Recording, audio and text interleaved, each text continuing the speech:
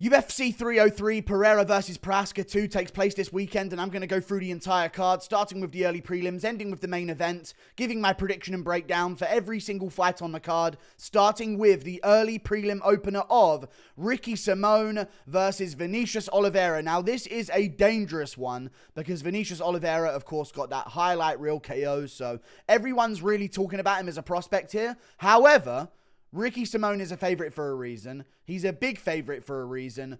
We saw Vinicius Oliveira, although we saw the flying knee, we also saw in that fight him get controlled for quite some time on the ground by someone who is a worse wrestler than Ricky Simón by far. You know? Bernardo Sapage should not be out grappling you for a round and a half of that fight, or a round total. We took him down at the end of the first, or the midway point of the first, and then Oliveira got back up towards the end of that round, and then he got him down in the second round as well towards the start of it, kept that time, and eventually Oliveira reversed positions and ended up on top in the second, getting the KO in the third round. The thing I'm saying is, Vinicius Oliveira got out-grappled by a guy who's worse at Ricky Simón at wrestling. Fact. I think Ricky Simón's a lot better as a wrestler. He's a strong dude for the division. I do get the point that Ricky Simón looks primed for a flying knee to the face. I absolutely understand that. However, I think Simón can work his against the cage grappling here, where he's not going to be shooting from the open as much. I think he can pressure Oliveira back early on the feet, because Oliveira throws a lot of wild stuff, a lot of kicks up high and stuff like that. He can be backed up quite easily on one leg if Simón really grits down and pushes him backwards. And Oliveira got the flying knee on Sapage. Sapage took the fight on short notice. And if you watch back the third round, I'm sorry, I've watched Simón go at a crazy pace with Mario Batista for 3 rounds, who is amazing as a fighter, by the way. So, do I think Oliveira's on the same level as Mario Batista? I don't. I do think Simón's a little bit chinny. I'm worried about him. However, if you look at the way that Sapage was KO'd and what he was doing when he got KO'd, heavy breathing, walking around, looking like fucking Tricoli out there against Sharam Magomedov, hands by his waist, just completely exhausted, took the fight on short notice as well, that needs to be mentioned, and eventually got flying kneed in the face in the third round. That's not going to be at any point how Simón looks in this fight. He's conditioned to go 3 rounds, and I think he'll out-grapple Vinicius Oliveira to either a submission win via an arm triangle, or he may get this done by decision. We'll see. I say 30-27, Ricky Simón is most likely. We move on. Up the card. Ray Tsuruya versus Carlos Hernandez. I'm getting dangerous with the picks on this card. I'm going with Carlos Hernandez as an underdog against Ray Tsuruya, because I believe, especially with some of these road to UFC guys, they're awaiting a fraud check. You see a great prospect from there. They get into the UFC. They fight an okay fighter, and they get fraud checked. Anshul Jabli wins road to UFC. Mike Breeden takes him out. You know what I mean? We see this quite a bit. Who was the other guy that came through road to UFC? I think his name was Rong Zhu or something like that. I'm going to look him up right now. Rong Zhu came through road to UFC as well. Came into the UFC. And again, kind of got fraud checked. He's back on road to UFC now. I don't know if he was originally, but now he is. And he's been fraud checked in the UFC. He lost to Rodrigo Vargas, the guy that Pimlet fought. You know, I don't know. I feel like these guys are due a fraud check. And if you look back at this guy's fights, I'm trying to really get the schedule of it here. If you look back at Ray Tsuruya's fights, he's had some iffy ones. You know what I mean? And he's also had some moments in fights where I'm like, okay, that doesn't get done to a real guy from America with actual capable wrestling. You can do that to Jini Shuyi and TKO him in the first round, which, by the way, was an early stoppage. I have no idea why the ref stopped the fight. He took some damage, but there was 1 second left in the round. Why were they so quick to stop that fight? He literally took a couple of ground and pound shots, and they just stopped it. I know he was in some weird submission positions before that, but listen, man, Tatsuro Taira couldn't get Hernandez out of there in the first round with his submissions, and he had some good positions dominantly in the grappling against him. Eventually put him away by TKO on the feet. Am I going to say that Ray Tsuruya is the level of Tatsuro Taira?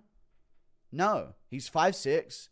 Well, I'm not going to. They're flyweights, so there's not going to be much change there. But he's 22 years old, very inexperienced.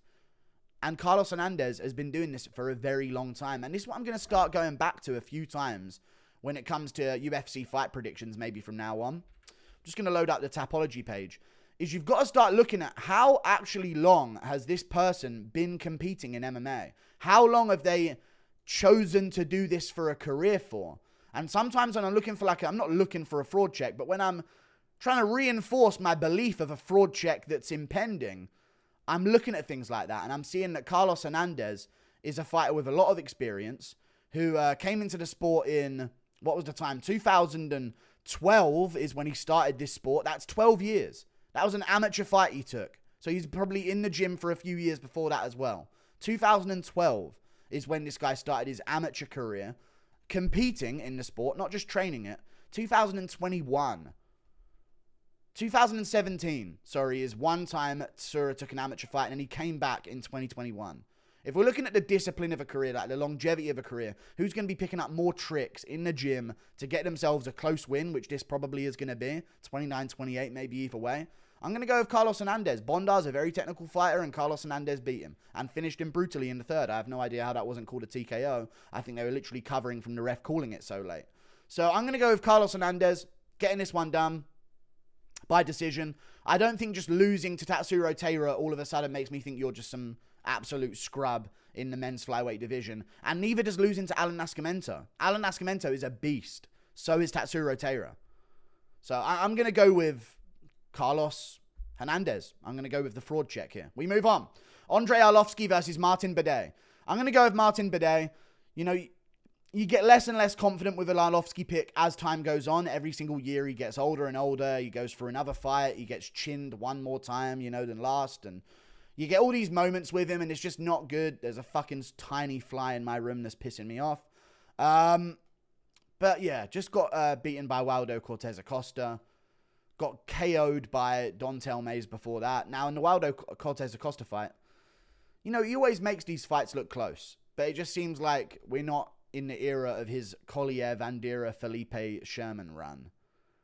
If you remember that legendary run he was on, where he clearly lost to Jake Collier, by the way.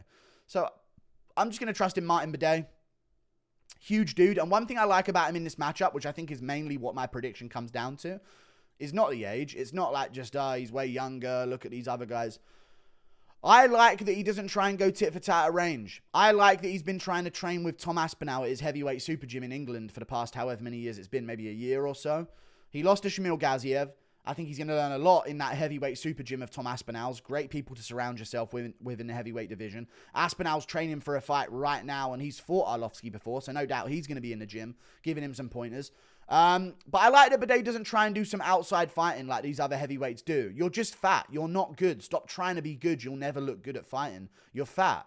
So just be a blob. Be a guy who aims to just steamroll the opponent. I like that from Buday. I like that he's not going to be on the outside going inside low kick for inside low kick with Arlovski and trying to get his jab going. He's probably going to lean on him in the clinch, beat him up to the body, try and break him down, and go for big volume shots up against a cage and work that pressure game plan, which I think will work against Arlovski at this point in his career, who seems to do pretty well against the more tit-for-tat, trying to be technical heavyweight fighters. I'm going to go with Buday. I think he'll force the fight, and I think that'll break Arlovski. Buday wins. We move on. Up the card.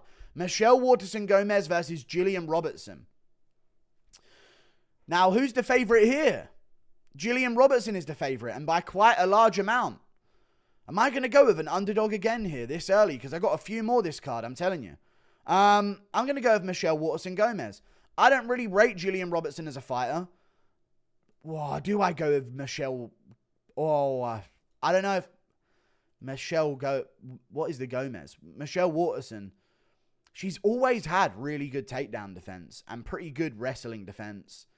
She very rarely gets exploited in her wrestling, she's over her past few fights. I mean, Carla Esparza took her down once, and she's a wrestler with a wrestling background. At least I know she's not good, but she was a champ, even though she's not good.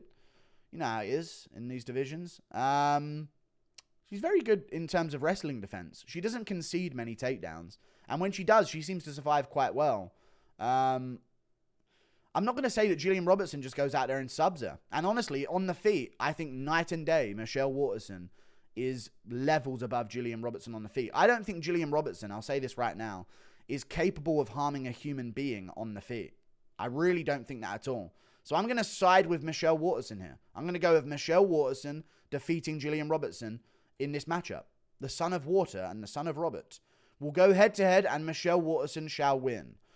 We move on. Up the card, Payton Talbott versus Yanis Ghemmouri. I'm going with another underdog. I'm not. Payton Talbott should win this. I will say that he's a little... people are putting him on a bit of a pedestal. And the reason why is because he beat Cameron Simon, which is a good win, even though people said that Simon was trash when he lost. Then so is Talbott, because he ain't beat no one good. It's a good win to beat Cameron Simon. But I will say, you know, went to a decision on the Contender Series with Tracy Cortez's brother. You know, he went to a decision with him. Like that, it was a beatdown. He had great moments. He dominated the fight as it went on. I completely understand. But Reyes Cortez Jr. gave a great first round for himself and had a takedown and had control time. Failed a bunch more takedowns after that. So there are people that have won moments against Payton Talbott. Even in the last part of the first round of the Simon fight, Simon started to get a bit of momentum, but then Talbott just shut that shit down in round 2 real quick. So he has finishing potential. He's got composure, and he's got aura. Fact. Payton Talbott has aura. He should be on the main card instead of Mayra Bueno Silva versus Macy Chasson. But there are openings. I just don't think Yanis Ghemmouri is the guy to exploit them. But I don't think Talbott's going to be some future champion from what I'm seeing so far. So we'll see how he looks in this matchup. It's a layup for him. I don't know why they wouldn't have put him higher up on the card if they're going to give him this layup. Yanis Ghemmouri is a good fighter. He's just not special. Like, I've never been wowed by Yanis Ghemmouri. Recently got beaten by William Gomez. Didn't really do fuck all much in that matchup. Just sort of let it get away from him. I've never really been too impressed by him, ever. I've never had a moment of watching a Yanis Ghemmouri fight where I thought, wow, this guy's got talent. Never once. So I'm going to go with Payton Talbott. He's got aura. He's got composure. And composure is one of the key things in combat sports. If you're calm out there, you'll go far. So, yeah, Payton Talbott. I'm going to go with Payton Talbott by TKO in the 2nd or 3rd round. I think that's the golden round for a Talbott TKO these days. One of those later too. I'll say late 2nd round TKO for Payton Talbott. But don't be surprised if Ghemmouri has moments out there. Talbott should not be a 16-1 favorite or whatever he is right now. We move on. Up the card. Charles Jourdain versus Gene Silva. I'm going to go with Charles Jourdain over Gene Silva. I know this is also a very dangerous pick because Gene Silva has a ton of hype. He's autistic very clearly. And that helps in MMA as far as I'm aware. It really does. Anytime we see a hint of autism in a fighter, they seem to go far in combat. But Charles Jourdain, I think, is a bit better. I think he's more technical. I think he's... And I actually believe that Charles Jourdain is better under fire. If you've ever watched Charles Jourdain's career, the moments where he has, like, his big success and his, like, good moments is when a fighter tries to actually pressure him and do something to him. You know, we saw in the Sean Woodson fight, he just couldn't get to Woodson. Woodson was moving away too well, and Woodson's built so weird for the division. 6'1" or whatever it is for featherweight. Like, it's insane how he makes the weight. And Jourdain just couldn't get to him with anything, because Jourdain's a guy who throws head kicks, body kicks, big attacks, Superman punches, jump knees, things like this. And all of a sudden, he's faced with a 6'1" opponent. I should have seen that loss coming, to be honest with you, but I was coping. Ricardo Ramos beats him with a guillotine. He has that submission ability. I think his instinctive submission skills are maybe a little bit better than Gene Silva. Gene Silva's very dangerous on the feet, but he's open as well. And he did just fight Weston Wilson, who, again, is good because he just got a win. But is he really? I'm going to side with Charles Jourdain. Guy, in my opinion, beat Shane Burgos on damage. Very close fight. I get it. It comes down to technicality and stuff. He could have won that fight against Shane Burgos. He put up a great fight against Nathaniel Wood. These are calibers of fighters I just think are way beyond Gene Silva. So if you think Gene Silva's going to get a quick TKO victory over Charles Jourdain, put your money on him, like bet him, go ahead. But if you want to bet on someone who could TKO Gene Silva, who could win by decision against Gene Silva, who could latch up a guillotine against Gene Silva, I'd go with Charles Jourdain. So I'm going to go with Jourdain. I think he does his best work against shorter opponents and wild opponents that try and put the pressure on him. We saw him beat Doo Ho Choi to some really tight hooks when they were fighting and Choi was trying to track him down. So yeah, I really think he's going to do quite well, and I think he favors this type of matchup. So I'm going to go with Charles Jourdain getting this fight done by, you know what, I'll say 2nd or 3rd round finish, TKO. We move on. Up the card, Cub Swanson versus Andrei Fili. Now, this just comes down to, I think Fili's bigger than him, stronger than him, more explosive than him at this point in his career. Don't get me wrong, Cub Swanson is, he's still got the ability to turn in some wars and turn in some decent performances here and there, but I don't see anything I can use to trust him. He beat Hakeem Dawodu. Yeah, it was a close fight. Before that, he got smoked by Jonathan Martinez.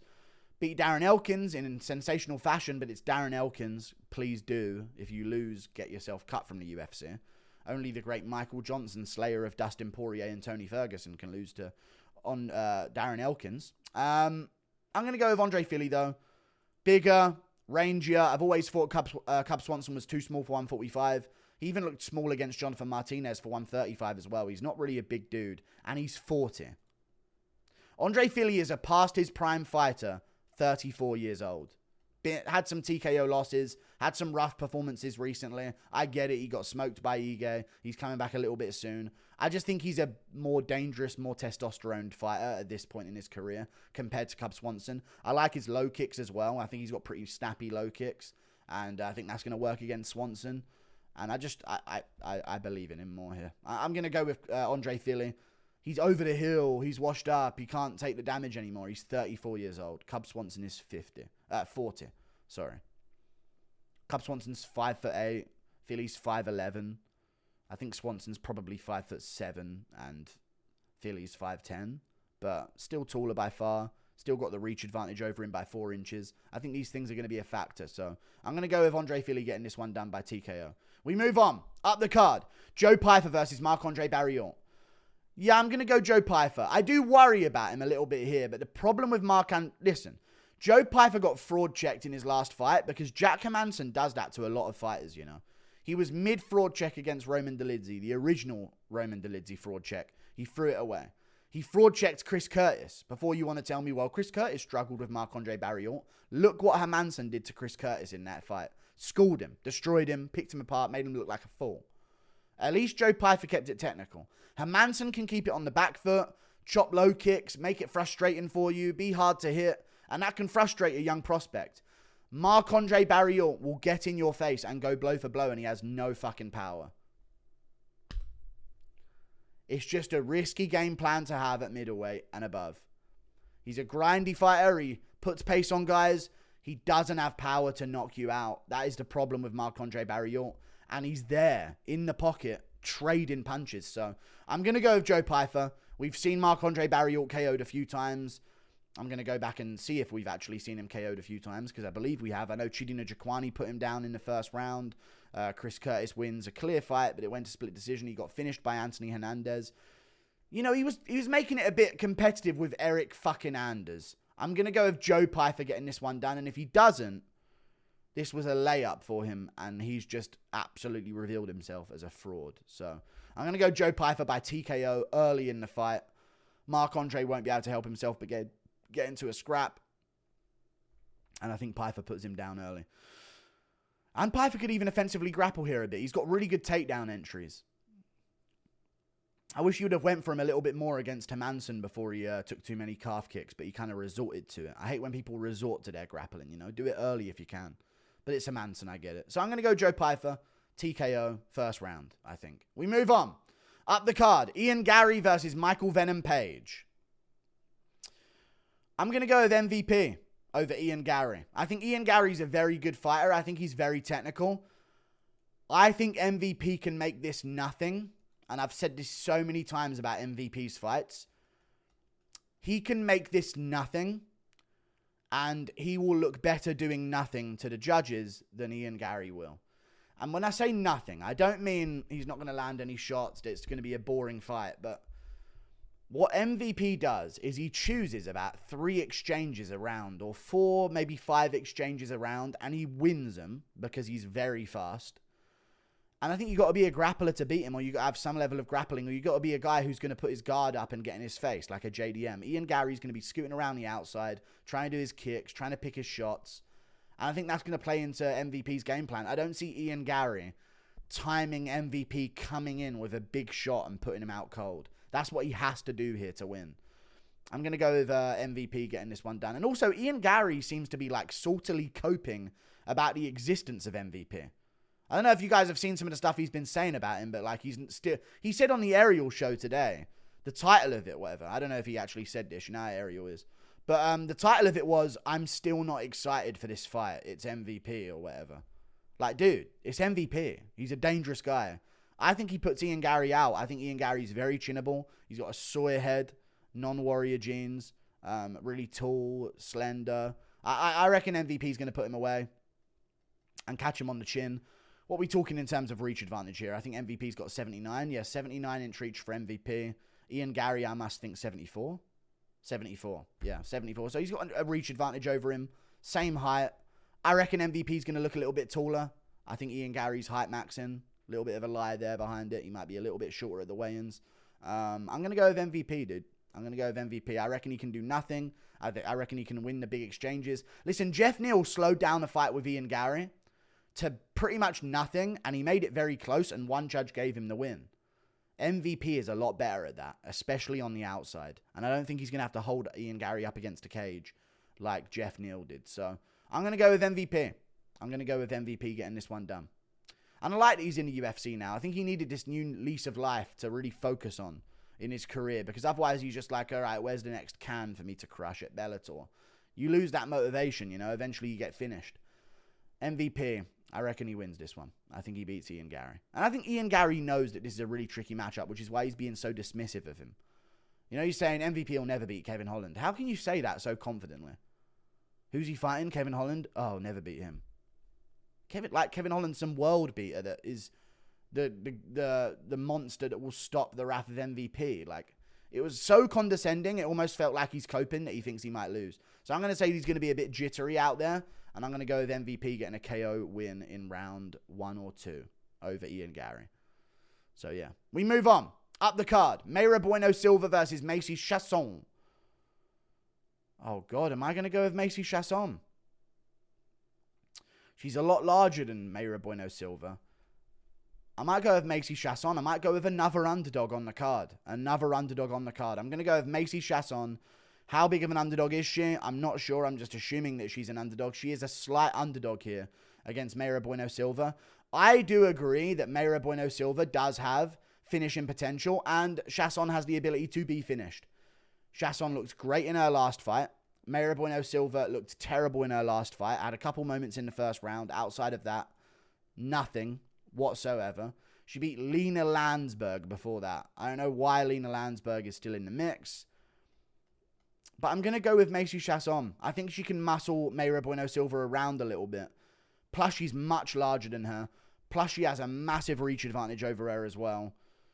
I'm going to side with Macy Chasson. You know, like not too long ago, about 2 years ago, this Mayra Bueno Silva was taking Yanan Wu to a competitive decision. Like, I know people see, she got an armbar over Stephanie Egger. Stephanie Egger? Lena Landsberg? Like, how is this bitch fighting for belts? She got an overturned fight with Holly Holm. That's why. So I don't know how she was fighting for belts. But she did have that win over Holly Holm where she was being held up against a cage and then Holm put her head in that front choke and she got it. I get it. But before that, we're looking at Lena Landsberg, Stephanie Egger, and Yanan Wu. I know Chasson does sometimes leave her arms out there to be subbed, and that is a threat sometimes, but she's very flexible from her armbar, arm being taken in some of these submissions. And women in general are more flexible to armbars anyway because their bones are more malleable, right? Something about childbirth to do with their pelvis. I don't know, something. I know that's true. I don't know who said it, but I think Dominic Cruz said it once. But you know how he likes to yap. I'm going to go with Macy Chasson here. I thought she looked really good against Norma Jamont. Norma Jamont I consider quite good. And Chasson nearly beat her. So, yeah, I don't mind it. I'm going to go with Macy Chasson. I know she lost to Raquel Pennington by finish. 2021. I'm going to go with her to win this fight. I think she's got this. And I thought she was like looking to beat Irene Aldana before that weird up kick to the liver. If that up kick never happened, we likely just see Macy Chasson get back on top position and just win that fight. So I'm going to go Macy Chasson here. I think she can put a pressure on Mayra and out-hustle her in this fight and use that size over her as well. We move on. Up the card to another fight, which is Anthony Smith versus Roman Dolidze. I'm tempted to pick Roman Dolidze just because I do think that Anthony Smith is dog shit at fighting. But he isn't. And that's something you got to realize about Anthony Smith. Is he world class? No, he's not. Anything but. He's nowhere near that level. But he believes that he is. And that's the most important thing now. He looked good against Petrino, man. He looked good against Khalil early on. And these are unideal fights that he's taken. You know what I mean? He's taken a quick turnaround against Ryan Spann, fights Khalil Roundtree, loses in the 3rd round. And then he steps up and fights Vitor Petrino as like the guy who's coming up. Like he's going to risk his position to fight him. Beats him, and now he's taken this fight on short notice. He took no damage in his last fight against Vitor Petrino. I know Dolidze has been preparing for a few fights around this time, so this isn't exactly short notice for him either, because he was supposed to fight against Anthony Smith, Anthony Hernandez in June, earlier this month. Fought Nasruddin Imavov in February. But I will say, I think Roman Dolidze is actual dog shit. I think he really is. And I could see Smith putting him away on the feet. I think on the ground, Dolidze has a big advantage, but I trust Smith not to get just latched up into a submission. He's pretty good at that. Stayed alive with Jones on the ground for a long time. Jones couldn't really pass guard on him or do anything to him in that matter on the ground, other than like knees to the body and some punches. But I'm going to go with Anthony Smith. I just think Roman Dolidze is dog shit. Could go out there and berserk his way forward and get it done. He's a berserker and he's a big dude for the division. But I'm going to go with Anthony Smith. Plus, something to consider here. This fight is at 205. Anthony Smith was out of training. Maybe not out of training, but he wasn't training, preparing for a fight when he took this fight. It's at light heavyweight. Roman Dolidze was preparing and training, coming towards the end of a training camp for a middleweight contest. So if anyone's going to have an extra 10 pounds or so over someone, or 5 pounds or so over someone, it's going to be Anthony Smith with a bit of a size advantage here. So I'm going to trust in Anthony Smith. I think he's of a level above Roman Dolidze. And I just think Roman Dolidze is not good at all, honest opinion. Can't punch, can't kick, can't get takedowns. What is he good at? Waiting for someone to make a mistake on him is literally the way this guy wins fights. So I'm going to go with Anthony Smith. We move on. Up the card, Brian Ortega versus Diego Lopes.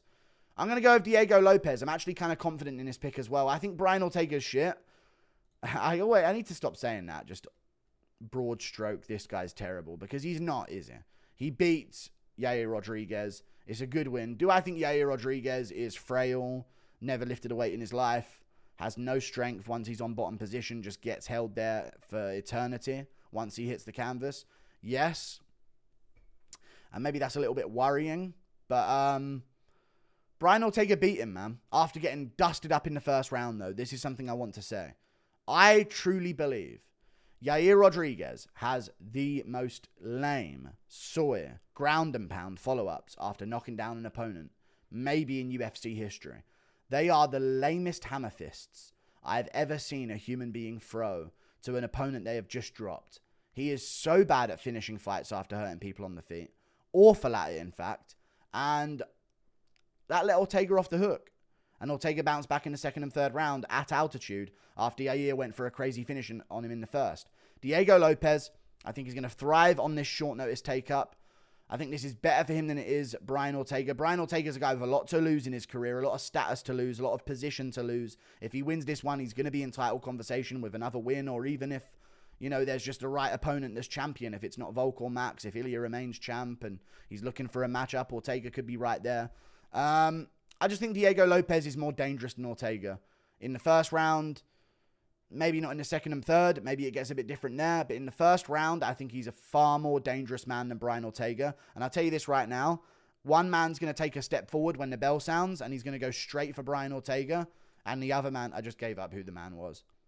One guy's going to go straight for the other one as soon as the bell sounds and go for finishes. And that's going to be a Diego Lopes. Ortega will be like, okay, let me get through this and see what this guy's all about. That's what Ortega's mindset's going to be going into this one. He's going to be more like, okay, I'm going to just see if he's, okay, good. Okay, let's just get through this. This guy's a bit wild. Okay, he's going to be backing up. He's going to be parrying. He's going to be hesitating. I think that's what's going to be Diego Lopes' advantage. And I think Lopes has got good enough submissions and jiu-jitsu himself to stop himself being just absolutely BJJ mogged by Ortega on the ground. So I'm going to go with Diego Lopes.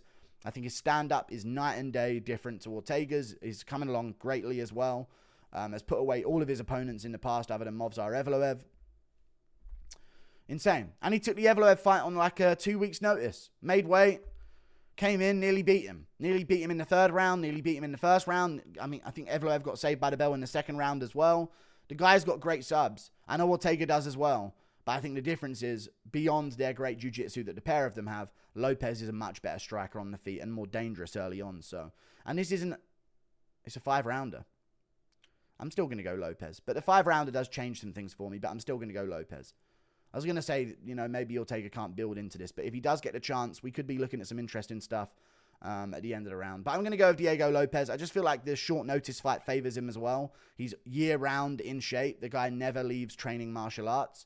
Whereas even though Ortega took this fight, I don't see him training with the same intensity that Diego Lopes is. Lopes is shredded before the fight's even signed. Year-round, dude's lean and mean. Ortega's not. Ortega's a guy who likes to party, get a new girlfriend, have a teenage romance at the age of 30 where they post pictures about each other and have a drama going on at the age of 34. You know how it is. 2 kids, by the way. Diego Lopes is going to get this one done. No, I reckon he finishes him in the first round. And if he doesn't, could be in for some problems. But I think you got to go Diego Lopes at this point in both of their careers. We move on. Up the card. Alex Pereira versus Jiri Prochazka.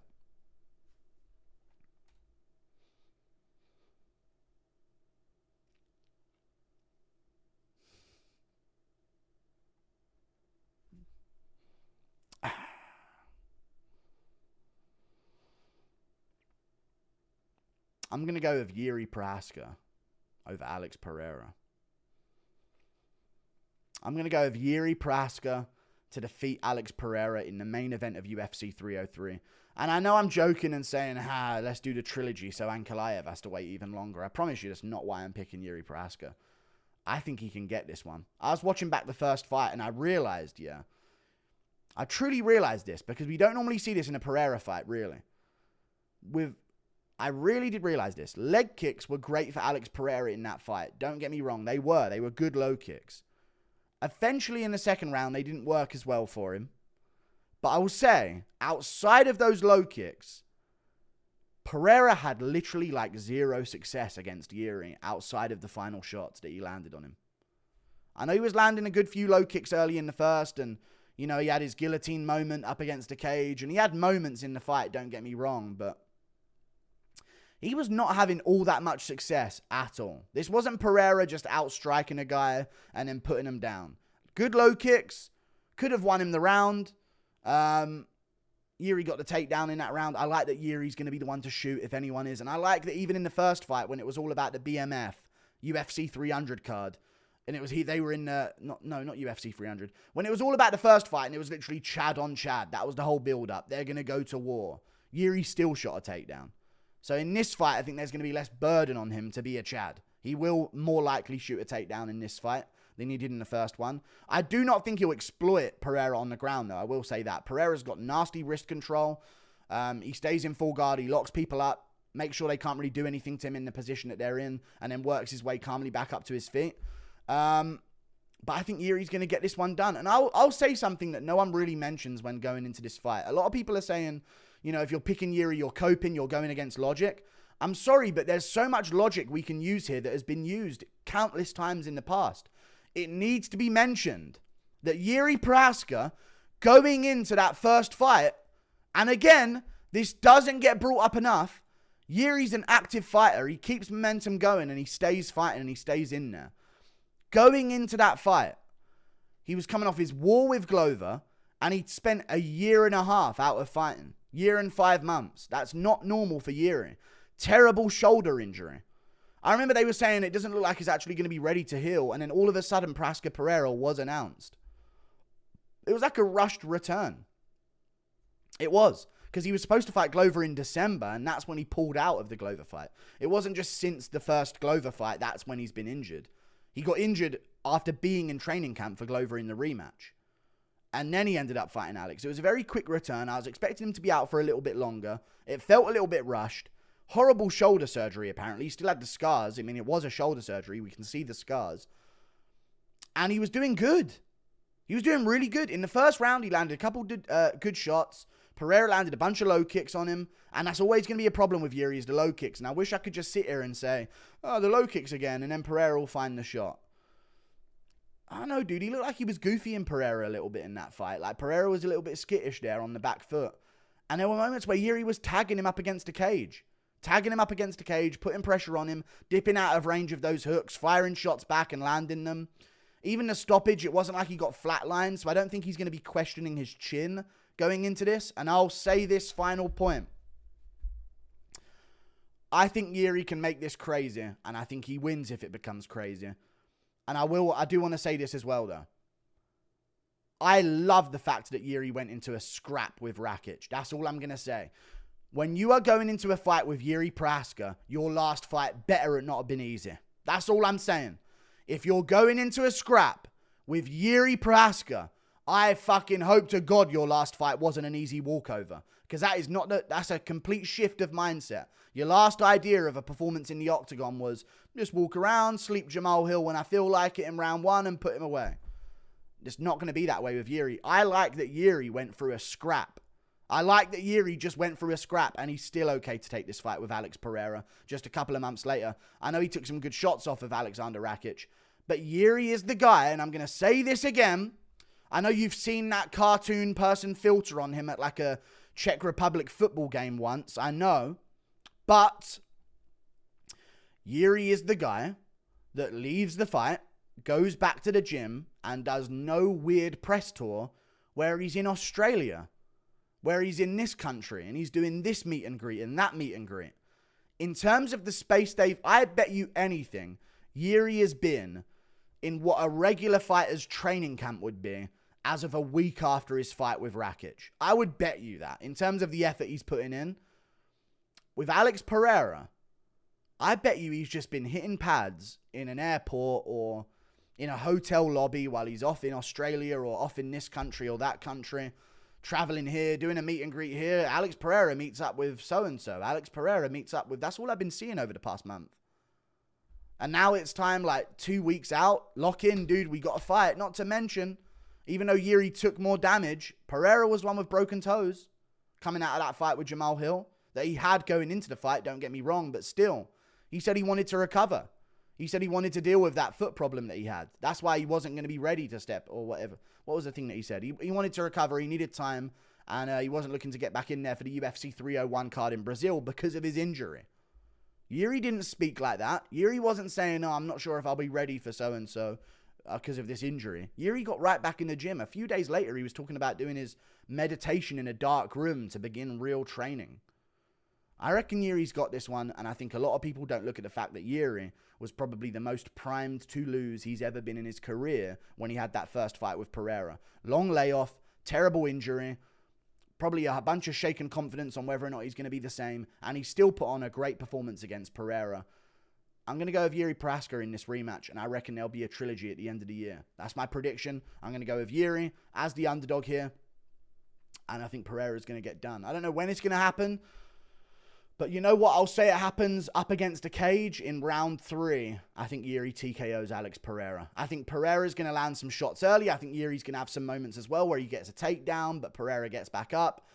Similar to the first fight, I think even Pereira might hurt him in round 2, but I think Jiri might survive it, and they get crazy, and Jiri's in there, and they're swinging, and it's like, oh my God, anything can happen, and they're getting real crazy out there in round 2. And they're swinging heat, and they're missing, and they're getting this close, and Jiri tags Alex. Alex has stumbled him. Jiri's kind of stumbled. Here comes Alex. Jiri survives it, though, and he gets a takedown for a second. Alex is back up at the end of round 2. And I think in round 3, we're going to see Jiri put the pressure on him, and Alex be like, fuck, this guy's not stopping. He's not slowing down. My low kicks aren't quite there as they were in the first round anymore. This ain't the guy that I fought coming off of a shoulder injury that had 11 months out of the cage. Or more than that, a year and 5 months out of the cage. But 11 months after his injury, he's back. Worst shoulder injury of all time. I don't know. I feel like Jiri might win this. I've got a feeling. And I don't like going against feelings anymore because I was going to pick Volkov for fucking 8 weeks, dude. Because I knew he was technically better than Pavlovich. And yet for some reason, I'm just like, oh, I guess Pavlovich because of the power. No, I'm going to go with Jiri, dude. I ain't doubting my hunches anymore because they're always right. Until I actually go with them. So we'll see. I'm going to go with Jiri Prochazka in the rematch. I think he TKOs Alex Pereira in round 3. And I'm not coping. I truly believe that. See you later. Goodbye.